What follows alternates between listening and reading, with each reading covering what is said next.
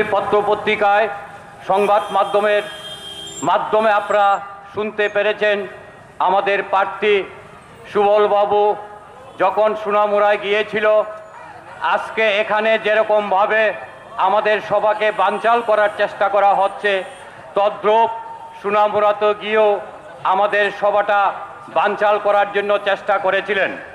তারপর আমাদের সেই সোনামুড়ার মেলাঘরের যে কর্মীরা, সেই কর্মীরা প্রতিরোধ করে সেই সভা চালিয়ে এবং বিজেপির যারা ছিলেন তারা পরে ভয়ে পালিয়ে চলে গিয়েছিলেন।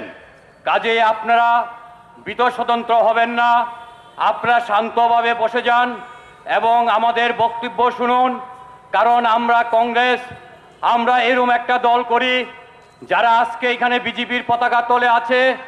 আমরা জানি তারা একদিন কংগ্রেস করতেন,